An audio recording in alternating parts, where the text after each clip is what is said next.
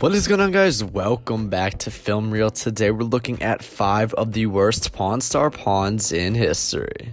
At number 1, a book from Isaac Newton's library. I have a 1652 copy of Elias Ashmole's Theatrum Chemicum Britannicum. When Bob, a seller from season 3, walks through the doors of Gold and Silver Pawn with a copy of a 450-year-old book on alchemy that he believes is from Isaac Newton's library, he knows he has something special on his hands. Of course, the old man calls in rare book expert Gary, who informs everyone that it is indeed a book from the famous thinker's collection.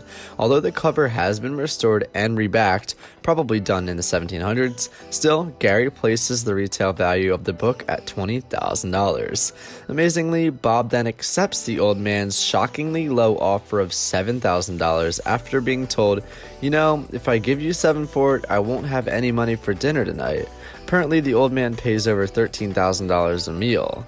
Just to put a bow on top of this plainly awful deal, it turns out much of the rest of Newton's book collection has either been destroyed or archived at Trinity College, Cambridge in England, meaning in reality, this tome is actually a priceless piece of history. At number 2, an 1890s Colt 45 Peacemaker revolver.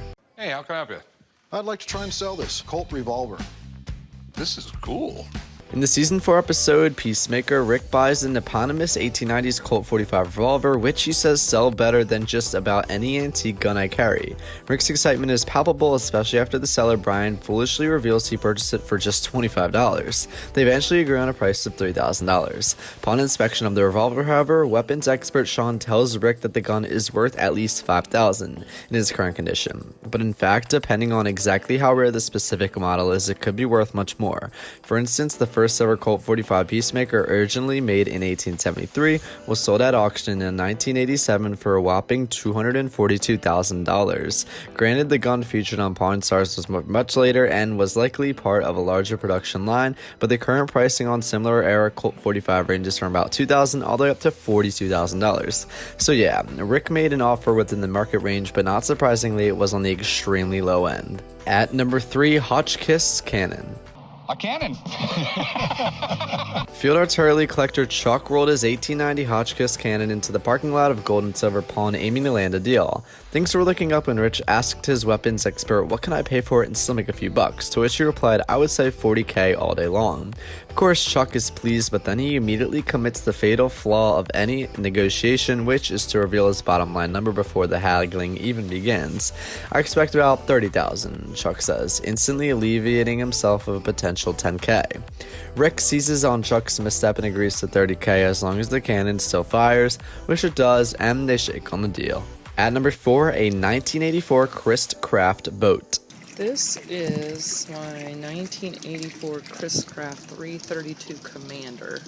In a very episode of Pawn Stars, Corey takes a supposedly huge gamble on buying a 1984 Chris Craft boat for $16,500 before having an expert look at it. As he has become the regular shtick of the show, Rick and the old man hem and haw at how much Corey spent on such a risky purchase until it's later revealed that with just $4K of restoration work, the boat has been restored to an approximate retail value of $30K. That probably made for awkward viewing for seller Dino, who says he purchased the boat for $25K just 6 months ago, and was looking to hopefully get no less than $20K for it from the pawn shop.